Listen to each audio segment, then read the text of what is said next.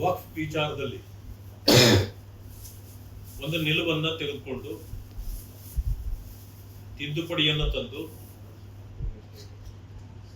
ವಕ್ಫ್ ಆಸ್ತಿಗಳನ್ನ ರಕ್ಷಣೆ ಮಾಡತಕ್ಕಂತ ಕೆಲಸ ಮಾಡಬೇಕು ಅಂತ ಹೇಳಿ ಈಗಾಗಲೇ ತೀರ್ಮಾನ ತಗೊಂಡಿದೆ.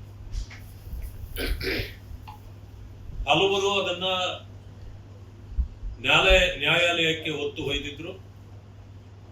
ಇವತ್ತು ಆದೇಶ ಹೊರಬಿದ್ದಿದೆ ಅಂತೇಳಿ ಕೇಳ್ಪಟ್ಟಿದ್ದೇನೆ. ಆದ್ರೆ ಆದೇಶದಲ್ಲಿ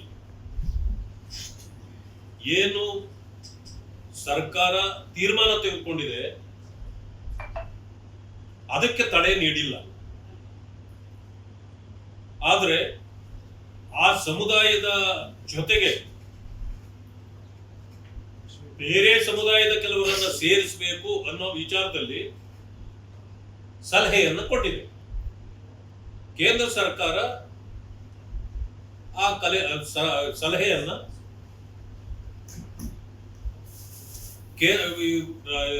ಸುಪ್ರೀಂ ಕೋರ್ಟ್ ಹೇಳಿರೋ ಕಾರಣ ಸಲಹೆಗಳನ್ನು ಸ್ವೀಕಾರ ಮಾಡಬೇಕಾಗತ್ತೆ.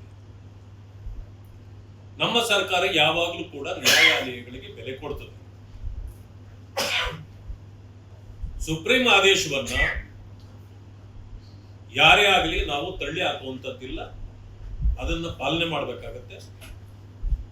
ಮಾನ್ಯ ಪ್ರಧಾನಮಂತ್ರಿಗಳು ಅದನ್ನು ಸೂಕ್ತ ರೀತಿಯಲ್ಲಿ ಪರಿಶೀಲನೆ ಮಾಡಿ ಯಾವ ರೀತಿಯ ನಿರ್ಧಾರಗಳನ್ನು ತೆಗೆದುಕೊಳ್ಬೇಕು ಅಂತಕ್ಕಂಥದ್ದನ್ನ ನಮ್ಮ ಸರ್ಕಾರ ತೆಗೆದುಕೊಳ್ತದೆ ಅಂತಕ್ಕಂಥ ಮಾತನ್ನು ಹೇಳಲಿಕ್ಕೆ ಬಯಸ್ತೇನೆ. ಅಂದಾಕ್ಷಣ ಏನು ನಿರ್ಧಾರಗಳನ್ನ ವಕ್ಫ್ ಆಸ್ತಿಗಳನ್ನ ಉಳಿಸುವ ಕಾರ್ಯವನ್ನ ಕೇಂದ್ರ ಸರ್ಕಾರ ಮಾಡಿತ್ತೋ ಅದಕ್ಕೆ ಜಯ ಸಿಕ್ಕಿದೆ ಅಂತಕ್ಕಂಥ ಮಾತನ್ನು ಕೂಡ ನಾನು ಹೇಳಲಿಕ್ಕೆ ಬಯಸ್ತೇನೆ.